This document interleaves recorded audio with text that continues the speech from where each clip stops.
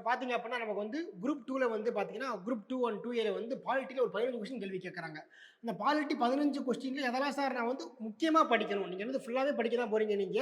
ஆனா நீங்க முக்கியமா படிக்கக்கூடிய ஏரியா யாரெல்லாம் சார்? அப்படின்னு பார்த்தீங்க அப்படின்னா, ஃபர்ஸ்ட் நீங்க என்ன படிக்கணும்னா பகுதிகள் படிச்சிருங்க. பார்ட்ஸ். 25 பார்ட்ஸ் இருக்கா? ஃபுல்லா படிச்சிருங்க. ஓகேவா? பகுதிகள் படிக்கும்போது அதில வந்து வரக்கூடிய அமெண்ட்மென்ட்ஸ் ஆக்ட்ஸ் அத படிச்சுக்கோங்க. ஓகேவா? அப்புறம் ஷெட்யூல்ஸ் அட்டவணைகள் 12 இருக்குல்ல, அத ஃபுல்லா படிச்சுக்கோங்க. இதுல வந்து குறிப்பா எந்த அட்டவணை ரொம்ப ரொம்ப இம்பார்ட்டன்ட் அட்டவணை அப்படின்னா, 8த் ஷெட்யூல். அத நீங்க கொஞ்சம் ஃபுல்லா படிச்சுக்கோங்க 8த் ஷெட்யூல்ல. ஓகேவா? லாங்குவேஜ் யாரெல்லாம் உள்ள இருக்கிறாங்க, யாரெல்லாம் கிடையாது. குறிப்பா இங்கிலீஷ் கிடையாது நமக்கு 8த் ஷெட்யூல்ல. அத கொஞ்சம் என்னது வந்து கொஞ்சம் படிச்சுக்கோங்க.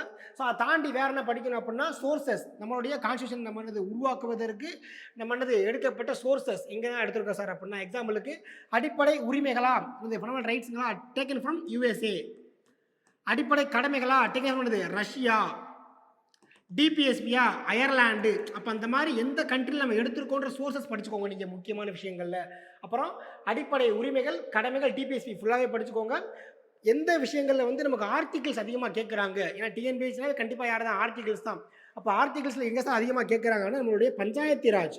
அப்போ 243லேருந்து 243 வரைக்கும் ஃபுல்லாக படிங்க.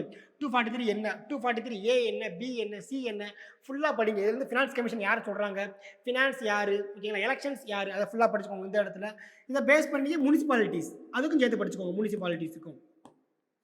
அப்புறம் குறிப்பாக பார்த்தீங்க அப்படின்னா குரோனாலஜி ஆர்டரில் வந்து எதெல்லாம் கேள்வி கேட்குறாங்கன்னா, இப்போ ட்ரெண்டு பார்த்தீங்கன்னா கேசஸ் கேட்பாங்க. ட்ரெண்டு முதல்ல கேசஸ் வந்து அதோடைய இதான் கேட்டுக்கிட்டு இருந்தாங்க, என்ன இது கேட்டிருந்தாங்க ஜட்ஜ்மெண்ட். பட் இப்போ என்ன போய்கிட்டு இருக்கு, அதோடைய குரோனாலஜி கேட்குறாங்க, காலவரிசை கேட்குறாங்க. இந்த இடத்துல கேசஸுக்கு படிச்சுக்கோங்க. அப்புறம் பிரசிடென்ட்டு, ஃபினான்ஸ் மினிஸ்டர், அப்புறம் பிஎம். ஓகேவா? இந்த 3 பேத்துக்காக படிச்சுக்கோங்க குரோனாலஜி ஆர்டர். ஓகேவா? அப்போ நீங்கள் வந்து ஃபுல்லாக தான் படிக்க போகிறீங்க. அதில் மிகவும் முக்கியமானது யார், இவங்க நான் சொல்கிறேன் உங்களுக்கு. ஓகேவா? இதெல்லாம் படித்து முடிச்சதுக்கு தயார் இருந்துச்சு அப்படின்னா பிரசிடென்ட்டு, கவர்னர் இதை நீங்கள் கொஞ்சம் நீங்கள் பார்த்துக்கோங்க. ஓகேவா? குறிப்பாக பார்லிமெண்ட்டில் வந்து லோக்சபாக்கான அதிகாரம் யார், ராஜ்யசபாக்கான அதிகாரம் யார், இதை கொஞ்சம் வந்து ஃபுல்லாக பார்த்துக்கோங்க. ஓகேவா காய்ஸ்?